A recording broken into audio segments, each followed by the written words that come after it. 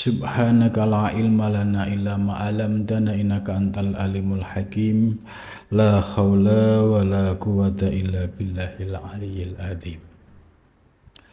Malam ini kita masih melanjutkan pembahasan tentang sikap para ulama salafus sholih yang memiliki khosyatullah, yaitu rasa takut kepada Allah Subhanahu wa ta'ala. Sehingga saking takutnya mereka, ya sekalipun dalam beribadah itu sudah luar biasa, tapi rasa takutnya kepada Allah itu tak menghentikan air matanya setiap hari. Nah, inilah yang perlu kita teladani, bahwa mereka sekalipun memiliki kesalehan, ketaatan kepada Allah yang luar biasa, tapi hatinya masih merasa kurang, masih banyak kekurangan, sehingga rasa takut kepada Allah itu diekspresikan dengan tangisan yang tiada terhenti. Qala musannif rahimakumullah, ya. Qala Farqad As-Sinzi, ya, ini lanjutan pembahasan tentang khosyatullah, ya. Telah berkata Farqad As-Sinzi, wadakholna marotan, wadakholna dan kami masuk marotan suatu kali, ala Atok Salma, yaitu masuk ke rumahnya Atok bin Salma. Fawajadnahu, maka aku menemukan Atok As-Salma ini yabki, ya, dalam keadaan menangis. Ini cerita yang disampaikan oleh Farqad As-Sinzi, bahwa beliau suatu ketika silaturahmi di rumahnya Atok As-Salma. Ternyata beliau, ya, mendengar suara tangisan, ya, sesenggukan dari rumahnya. Ternyata itu tangisan dari Atok As-Salma. Waqad wada'a khaddahu, dan sungguh telah meletakkan siapa Atok As-Salma khaddahu, ya, pipinya alal ardi, di atas bumi, ya. Sampai pipinya itu diletakkan di bumi, fisyamsi, ya, dalam keadaan, ya, panasnya matahari. Fanadorna, maka kami melihat ilaihi, kepada Atok As-Salma, faida yajri, ya, tiba-tiba mengalir dumu'ahu, air matanya, fi khodaihi, yaitu pada kedua pipinya. Qadin salaho, ya, sungguh, ya, telah, ya, terkelupas, ya, karena saking nangis yang tidak terhenti itu, ya, minal bukai, sebab menangis. Jadi kulitnya, ya, sampai apa itu, kayak semacam luka gitu, karena disebabkan air mata yang tidak kunjung berhenti. Waro'aina, dan kami melihat ma sesuatu tahta khotihi, ya, di bawah pipinya, ya, minal ardi, dari bumi, kotsoro, sungguh telah jadi, alaina tinan, kotsoro telah jadi, tinan, yaitu menjadi tin, tanah, wawahlan, dan menjadi lumpur. Jadi maksudnya waro'aina tahta khotihi, jadi Syekh Farqad As-Sinzi melihat, karena begitu, ya, nangis yang tiada berhenti ini, ya, sampailah, ya, air matanya itu memenuhi, ya, di sekitarnya, ya, sampai membasahi tanah yang ada di sekitarnya. Ini tangisan yang didasari rasa takut kepada Allah Subhanahu wa ta'ala.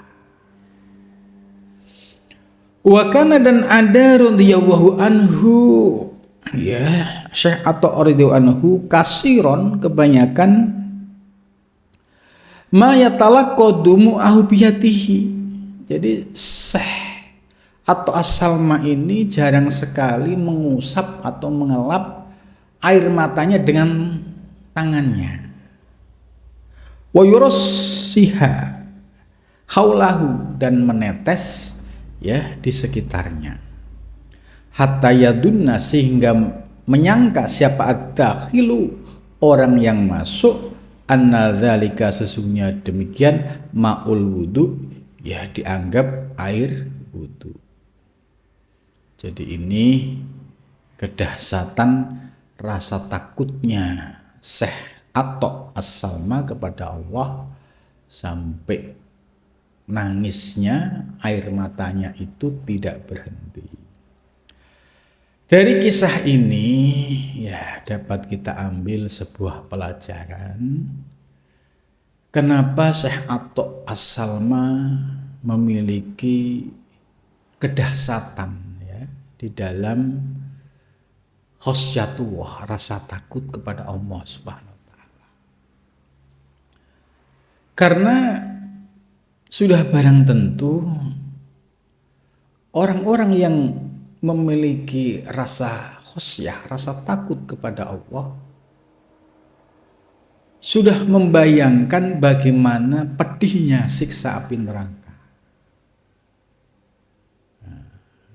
Karena begitu dahsyatnya ya siksa api neraka karena sebab dosa-dosa yang belum ditobati, sekalipun Syekh Salma ini orang yang ahli ibadah, yang sudah ahli taubat, tapi ada rasa kekhawatiran taubatnya itu tidak diterima oleh Allah, sehingga muncul kesedihan yang luar biasa.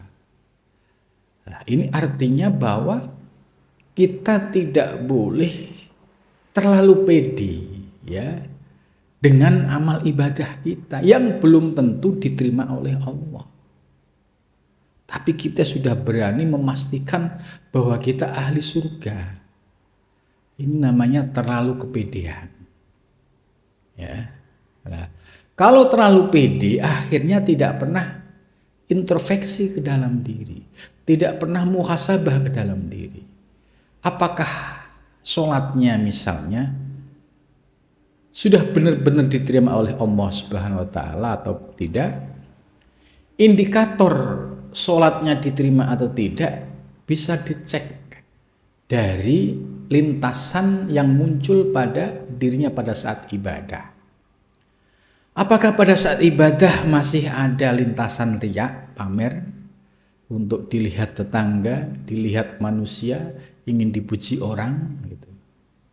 Kalau itu masih ada berarti belum karena Allah. Terlebih lagi jika penyakit riya ini dibiarkan, akhirnya muncul sum'ah. Sum'ah itu dia selalu pengen ibadahnya itu diketahui oleh orang. Jadi kemanapun dia ya itu pengen selalu orang tahu bahwa saya ini ahli jamaah, saya ini ahli sedekah gitu. Padahal ini ya penyakit batin yang menyebabkan batalnya amal ibadah seorang hamba. Kenapa? Karena tujuannya, motivasinya bukan karena Allah, tapi karena makhluk.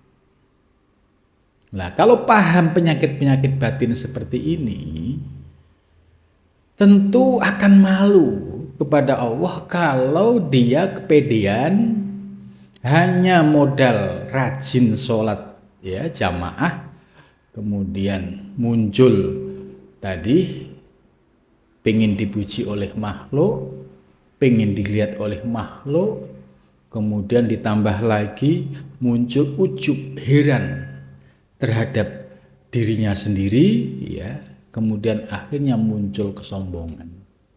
Nah, inilah ibadah yang tidak didasari dengan pemahaman terkait dengan penyakit-penyakit batinnya. Nah, kalau ini terus-menerus ya, orientasi ibadahnya hanya ingin dilihat oleh makhluk, dipuji oleh makhluk, ya sesuai dengan hadis Nabi, innallaha la yaqbalu amalan fihi misqalu dzarratin min riya, bahwa Allah tidak akan menerima sebuah amal yang di dalamnya ada seberat biji sawi dari riya itu. Jadi ternyata membersihkan amal ibadah dari riya itu sudah ikhtiar yang luar biasa. Mencoba melawan lintasan-lintasan riya ya dengan kesungguhan, dengan pemahaman ilmu tauhid, ilmu tasawuf, ini sudah suatu usaha yang luar biasa.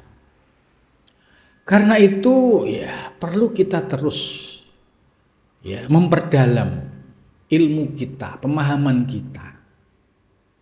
Jangan sampai ya baru bisa sholat ya, baru bisa jamaah, kemudian muncul keangkuhan, kesombongan, sudah merasa ahli surga gitu. Padahal kalau diteliti, dikoreksi, ternyata masih jatuh dalam pelukan yaitu riya, ujub dan takabur.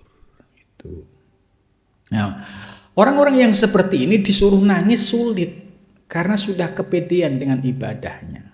Tapi kalau orang yang selalu muhasabah ke dalam diri, apakah ibadah saya itu diterima oleh Allah atau tidak? Apakah puasa saya diterima atau tidak? Apakah sholat saya diterima atau tidak? Gitu. Apakah taubat saya juga diterima oleh Allah atau tidak? Maka ketika muncul rasa kekurangan, rasa kedoifan di hadapan Allah Subhanahu wa Ta'ala, maka tidak ada lain ekspresinya adalah akan meneteskan air mata. Air mata sebagai khosyatullah, yaitu ekspresi rasa takut kepada Allah, inilah yang bisa menyelamatkan seseorang dari api neraka. Jadi adumu ya, tetesan air mata orang yang memiliki rasa takut kepada Allah, atau tetesan air mata yang didasari dengan permohonan ampun kepada Allah, ini bisa menjadi bukti ya bahwa air matanya sebagai bentuk khosyatillah, yaitu rasa takut kepada Allah Subhanahu wa Ta'ala. Kemudian selanjutnya, wabalaghna, dan kami telah sampai, annahu maka salam yarfa torfahu ila sama arba'ina sana. Jadi Syekh Farqud As-Sindji juga pernah mendengar bahwa Syekh Ato As-Salma ini annahu makasa, ya, dia berdiam diri, tidak pernah mengangkat ya pandangannya ke langit itu selama 40 tahun karena malu dan rasa takut tadi kepada Allah Subhanahu wa Ta'ala. Farafa'a ra'sahu, maka mengangkat siapa Syekh Salma ra'sahu, kepalanya, yauman, pada suatu hari, ghaflatan, karena sedang lalai gitu. Jadi pada saat dia sedang ingat kepada Allah, yang ada adalah menunduk, tidak berani mengangkat kepalanya. Nah, suatu ketika beliau mengangkat kepalanya dalam keadaan ghaflah, lalai dari mengingat Allah Subhanahu wa Ta'ala. Kemudian wa wafaqa ala batnihi, ya, kemudian meletakkan pada perutnya, fan fatako fi batnihi fathun, ya. Jadi perutnya itu dikasih beban, ya, supaya tidak lagi menunduk, tidak lagi kepalanya itu terangkat, supaya dia selalu menunduk kepada Allah Subhanahu wa taala. Falam yazal maridan bihi, ya, dan senantiasa ya beliau sakit ya karena sebab itu ilaan mata, sampai akhirnya beliau meninggal. Jadi meninggalnya didasari dengan rasa takut yang luar biasa kepada Allah Subhanahu wa taala. Wa kana, dan ada, idza asaba ahla baladihi, wa kana, dan ada siapa atau asalma, ya. Idza asaba, ketika menimpa ahla baladihi, ya, yaitu penduduk kampungnya, ya. Jadi misalnya masyarakat di sekitarnya itu sedang menimpa musibah, ya, balaan, yaitu menimpa sebuah bala. Yaqulu, berkata siapa Atok bin Salmah, hadza bidunubi Atok. Jadi seandainya masyarakatnya itu sedang diuji oleh Allah, itu yang selalu disalahkan oleh Syekh Atok bin Salmah itu dirinya. Hadza bidunubi Atok, ini sebab dosanya Atok, bukan yang lain. Lau annahu kharaja min biladihim, seandainya atau asalma, ya, kharaja, keluar, min biladihim, dari negaranya, lamma nazala alaihim balaan, niscaya tidak akan turun alaihim, atas mereka, balaan, yaitu bala. Jadi yang disalahkan selalu diri sendiri. Artinya ya beliau merasa banyak kekurangan dan banyak kekhilafan, gitu. Jadi artinya untuk menghindari merasa paling suci, merasa paling soleh, gitu ya, merasa paling taat, ini memang PR bagi orang-orang yang sedang menuju Allah Subhanahu wa taala. Sebab godaan itu nyata. Misalnya dia lagi senang ibadah, itu iblis itu tidak akan membiarkan, pasti dibisiki, wih kamu hebat ya, luar biasa ibadahmu, gitu. Nah itu akhirnya kalau tidak bisa mengontrol diri, terbawa dengan bisikan iblis, akhirnya tadi ujub, ya, heran, saya ternyata luar biasa, gitu. Ya, nggak ada yang ngalahin ketaatan saya. Nah ketika muncul, ya, saya lebih baik dari yang lain, ana khairun minhu, itu sesungguhnya orang tersebut sedang jatuh pada tipu daya iblis. Maka di sini beratnya godaan orang yang berilmu, orang yang melakukan ketaatan kepada Allah. Ya, setelah dia bisa meninggalkan maksiat, godaan berikutnya adalah yang sangat lembut, yaitu iblis memberikan bisikan, Anda lebih hebat dari yang lain. Tidak ada orang yang bisa menandingi Anda, gitu.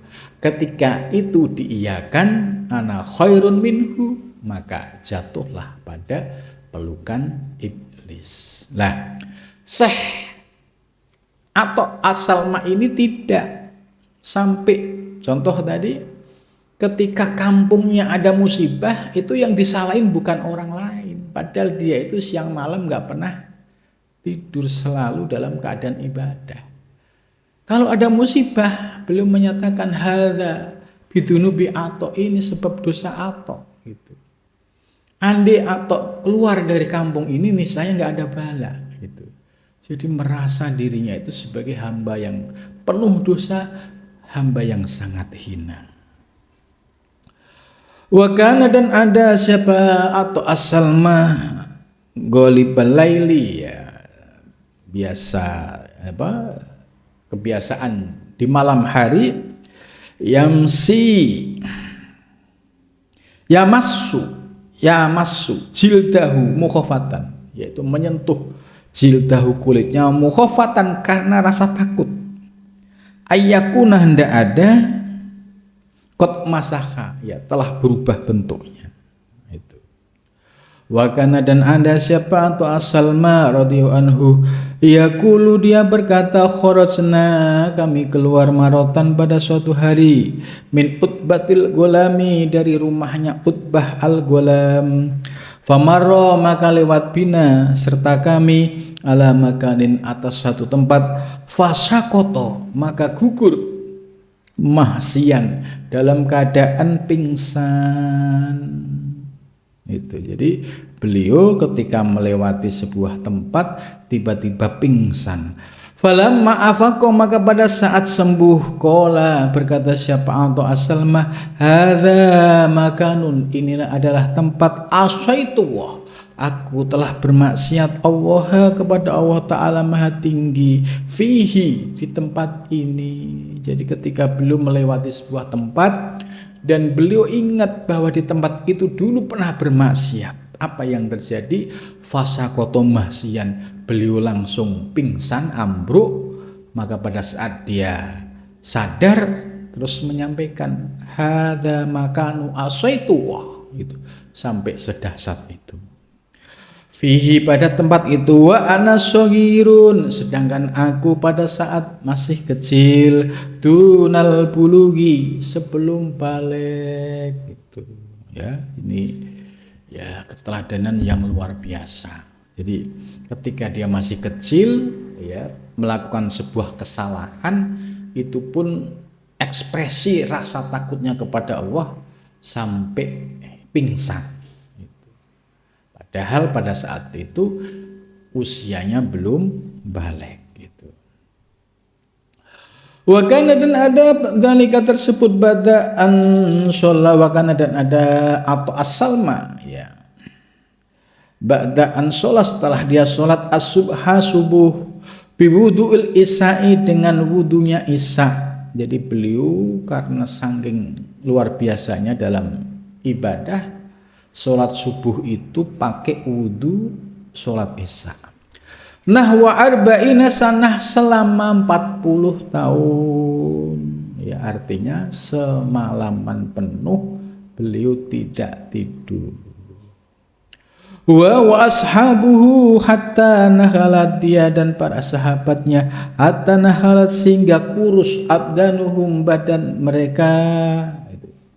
Jadi orang-orang yang seperti Atok tadi dan para sahabatnya sampai badannya kurus. Wasofarot alwanuhum dan pudar alwanuhum yaitu warna mereka hatta sorot sehingga menjadi ka'annaha seolah-olah ya kulit mereka kusurul batihi yaitu seperti kulit semangka al-hindi semangka yang dari Hindia ya. Jadi apa yang disampaikan oleh mu'alif ya itu sebagai motivasi ya buat kita yang hidup di zaman sekarang. Kalau kita tidak ngaji kitab seperti ini ya, kita akan menjadi orang yang lupa dengan akhirat.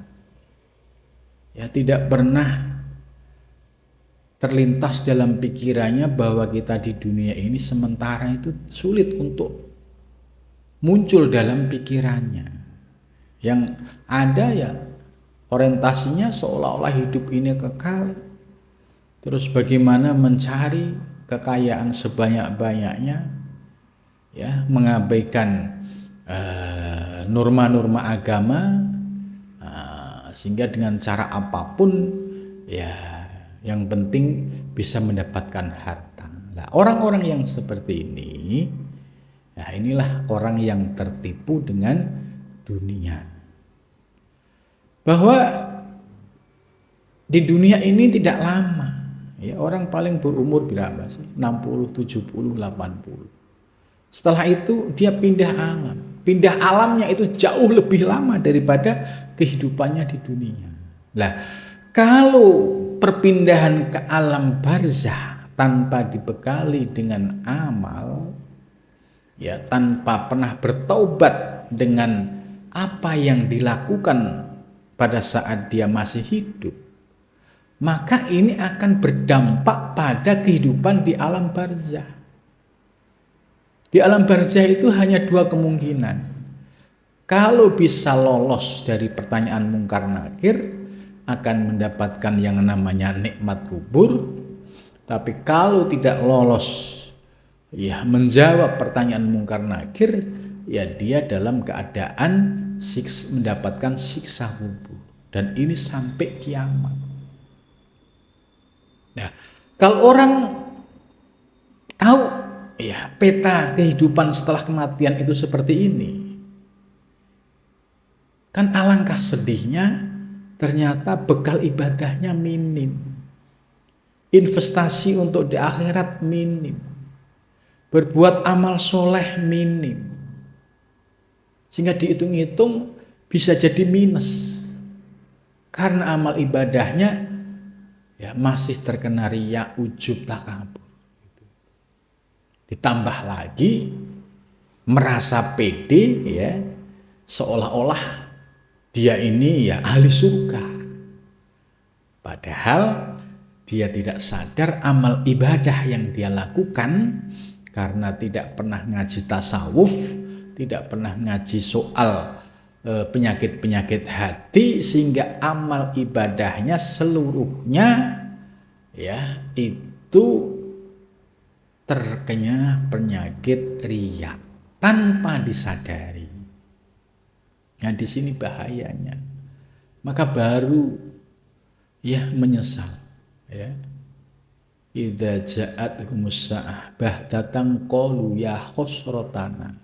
Ketika suatu saat datang tiba-tiba kematian menjemputnya, ya, qalu mereka akan berkata ya khusratanya, alangkah menyesalnya saya. Gitu. Kenapa dulu saya tidak mau berbuat amal soleh yang ikhlas? Kenapa dulu saya nggak mau ngaji, nggak mau belajar supaya pemahaman keagamaan saya bisa utuh? Saya banyak berbuat amal tapi ternyata amalnya terkena virus riya. Ya khosrotana ala ma farodna. Aduh, menyesal sekali Gusti atas apa yang pernah kami lakukan pada saat di dunia. Nah, ini penyesalan yang seperti ini tidak akan pernah berarti. Lah karena itu apa yang disampaikan oleh ayat tadi bahwa ya khusrotona ala ma farodna ini menggambarkan penyesalan orang yang sudah pindah alam. Ya, mereka bekalnya minus. Amalnya minus. Ya misalnya dia ahli ibadah tapi tidak sadar ibadahnya digerogoti oleh virus riya, ujub dan takabur. Akhirnya tidak bisa dipanen di akhirat. Kenapa? Dulu saya ahli ibadah, ahli sedekah, banyak saya sumbang pesantren, masjid. Tapi karena pada saat itu, saat dia nyumbang, niatnya hanya pengen riya, pamer, pengen dipuji oleh orang. Nah, maka dari situ kita bisa ambil pelajaran. Ya, mudah-mudahan dengan ngaji kitab Tanbihul Mukhtarin bisa melembutkan hati kita untuk terus memperbaiki dari lahir maupun batin. Mudah-mudahan Allah Subhanahu wa taala memberikan kekuatan lahir batin kita dalam menuju Allah Subhanahu wa ta'ala.